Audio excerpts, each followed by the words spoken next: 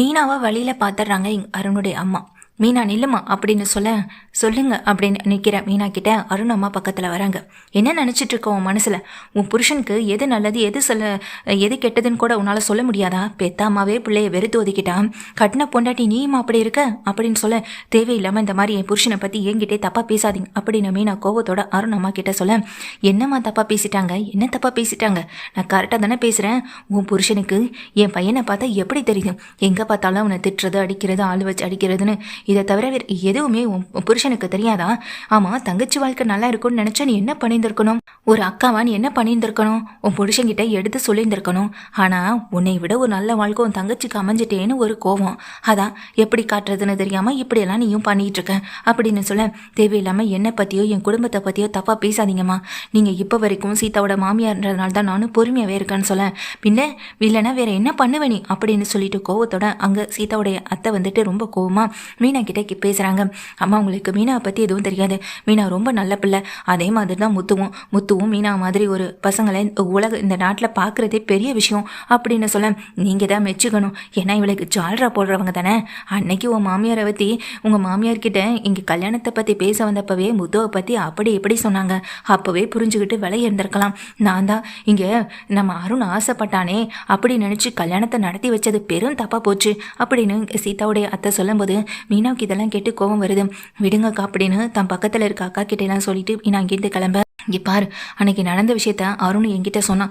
அவன் ஒன்றும் தப்பாக பேசல, உண்மையை தானே சொல்லியிருக்கான். இதில் தப்பாக பேசுறதுக்கு வேற என்னமா இருக்கு? உண்மையை சொல்லப்போனால் உன் புருஷனுக்கும் உனக்கும் ஒரு குழந்தைக்கு அம்மா அப்பா ஆகிற தகுதி இல்லை, அதுதானே உண்மை. அதை அவன் நாசுக்காக சொல்லியிருக்கான். அதை அவன் நல்ல விதத்தில் எடுத்திருந்திருக்கலாமே. அப்படி இப்படி குடிக்காம ஒழிக்காம இருந்தால் தானே நல்ல விதமாக குழந்தையும் பிறக்கும். அவனுக்கு குறையோ இல்லை உனக்கு குறையும் அப்படின்னு சொன்னதுமே மீனாவுக்கு பயங்கர கோவம் வருது. கோவத்தில் என்னம்மா பேசிகிட்டு இருக்கீங்க? ஒரு பொண்ணுக்கிட்ட இப்படி பேசுகிற பேச்சா நீங்க அப்படின்னு இதை கேட்டதுமே நான் உண்மையை தானமா சொல்கிறேன். இப்போ கூட உன் புருஷனை உன்னால் ஒழுங்காக வச்சுக்க முடியலன்னா இப்போன்னு இல்லை, உங்கள் 2 பேருக்கும் எப்பயுமே குழந்தை பிறக்க போகிறதே கிடையாதுன்னு வயசில் பெரியவங்க என்ன மாதிரியான பேச்சுக்களை விடுறீங்க? உங்கள் பையனுக்கும் இப்போ தானே கல்யாணம் ஆகிருக்கு, நல்லது நடக்கணும்னு நினைங்க. அப்போ தான் எல்லாருக்கும் நல்லதே நடக்கும். இப்படி அடுத்தவங்க வாழ்க்கைக்கு சாப விடுற விதமாக இப்படி மீனா கிட்ட பேசுகிறீங்க அப்படின்னு மீனாவுக்கு பின்னாடி நிற்கிற அக்காக்கள் எல்லாமே இங்கே மீனாவுக்கு சப்போர்ட் பண்ணி பேச அதை கேட்டுட்டு நிற்கிற இங்கே சீதாவுடைய மாமியாரோ உண்மையை தாமா சொல்கிறேன், இதில் தப்பாக பேசுகிறதுக்கு எதுவுமே இல்லை. இந்நேரம் இவங்க குடும்பத்தில் இவங்க மேலே அக்கறை இருந்திருந்தா என்ன பண்ணிட்டு இருக்கணும்? ஒன்று அந்த முத்துவை திருத்தி வீட்டில் இருக்க வச்சிருந்துருக்கணும். அப்படி இல்லைன்னா டாக்டர் அப்படி இப்படின்னு அழைச்சிட்டு போய் குழந்தை பற்றின ஏதாவது ஒரு விஷயத்த பார்த்து தெரிஞ்சிருந்துருக்கணும். எதுவுமே இல்லைனா இப்படித்தனமாக நடக்கும் அப்படின்னு இதை கேட்டதும் மீனா எதுவுமே பேசாமல் கலங்கி அழுக ஆரம்பிக்க, என்ன மீனா, யார் வேணாலும் என்ன வேணாலும் பேசலாம், அதுக்காக நீ அழுகலாமா அப்படின்னு சொல்லிட்டு கேட்குறாங்க. மீனா கூட வேலை பார்க்குற அத்தனை பேரும் மீனா அழுதுட்டு நிற்க, என்னம்மா கொஞ்சம் கூட மனசாட்சி இல்லாமல் ஈவு இறக்கம் இல்லாமல் இப்படி பேசிக்கிட்டு இருக்கீங்கன்னு அன்னைக்கு என் பிள்ளை பேசினது தப்புன்னு சொல்லி தானே உன் புருஷன்காரன் அடித்தான். ஆனால் அது உண்மை தானே? அதை ஒரு வகையில் நீ யோசிச்சு பார்க்காம உன் புருஷனுக்கே சப்போர்ட் பண்ணி நிற்கிறேன். கொஞ்சம் அதுவும் உன் தங்கச்சி வாழ்க்கை நல்லா இருக்கணும்னு நினச்சிப்பாரு. இல்லைனா ஒரு நாள் அருணே உன் தங்கச்சியை வீட்டை விட்டு வெளியே அனுப்பிடுவான். அதுக்கான நாளும் ரொம்ப நாள் இல்லை மீனா அப்படின்னு மீனா இதை கேட்டு அதிர்ந்து போயிட்டு அவங்கள பார்த்துக்கிட்டே இருக்காங்க. மீனா இப்படி அழுதுட்டு நிற்கிறத பார்த்ததும் அந்த பக்கமாக வந்த சீதா என்னாச்சு என்ன பிரச்சனைன்னு தெரியலேன்னு பக்கத்தில் வராங்க. அப்போது அங்கே நிற்கிற மீனாவுக்கு பின்னாடி இருக்கவங்க அக்காக்கள் எல்லாமே இந்த விஷயத்த மீனா ஒரு நிமிஷம் சீதா அதை கேட்டு அதிர்ந்து போக, என்னத்தை என் மேலே கோவனா என்கிட்ட காட்டுங்க, முத்து மேலே கோவனா அதை மாமா மேலே காட்டுங்க, அதை விட்டுட்டு இவங்க கிட்ட ஏன் இப்படியெல்லாம் பேசிக்கிட்டு இருக்கீங்க அப்படின்னு அங்கே சீதா கோவப்பட, என்னம்மா உன் அக்காவை பேசினோடனே உனக்கு கோவம் வருது, ஆனால் அதே உன் புருஷனை இங்கே இவ புருஷன் அடிச்சிருக்கான் அதை நினச்சி உனக்கு கோவம் வரலன்னு கேட்க கோவம் இருக்க தான் செய்யும். ஆனால் அதுக்காக நம்ம எந்த மாதிரி வார்த்தைகள் உபயோகப்படுத்துறோன்றதை பொறுத்து தான் இருக்கு. ஆமா, அக்காவுக்கு கல்யாணம் ஆகி குழந்தை இல்லைன்னு சொல்லி இந்த பேச்சு பேசுறீங்களே, அப்போ உங்களுக்கு தான் கல்யாணம் ஆகி 7 வருஷம் கழிச்சு தானே அருண் பிறந்தாரு. அப்போ இடையில ஏகப்பட்ட பேச்சுக்களை வாங்கினதுனால தான் நீங்கள் இப்படியெல்லாம் இருக்கீங்களா? இல்லை இதே பேச்சை மற்றவங்களுக்கு கொடுக்கணும்னு யோசிக்கிறீங்களா? நாம் பட்ட வழியை இன்னொரு பொண்ணு அனுபவிக்கக்கூடாதுன்னு நினச்சிருந்தீங்கன்னா நீங்கள் இந்த மாதிரி ஒரு வார்த்தை எங்கள் அக்கா கிட்ட சொல்லியிருக்கவே கூடாது. தயவு செஞ்சு எங்கள் அக்கா கிட்ட மன்னிப்பு கேளுங்க அப்படின்னு என்ன சீதா, என்னை பார்த்தா உனக்கு எப்படி தெரியுதுன்னு இந்த இடத்த விட்டு நான் உங்களை நகர கூட விட மாட்டேன். எங்கள் அக்கா கிட்ட மன்னிப்பு கேட்காம இந்த இடத்த விட்டு நான் நகரவே விட மாட்டேன் அப்படின்னு இரு, என் பையன் அருணுக்கு இப்போவே ஃபோன் பண்ணுறான்.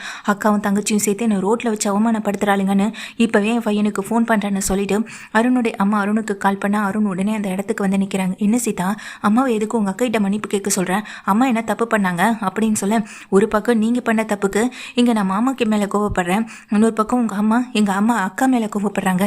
இதெல்லாம் என்ன நியாயம் அருண் அப்படின்னு கேட்க, ஒருத்தவங்களுடைய தனிப்பட்ட விஷயத்தில் தலையிடக்கூடாதுன்னு கூடவா உங்களுக்கு தெரியாது?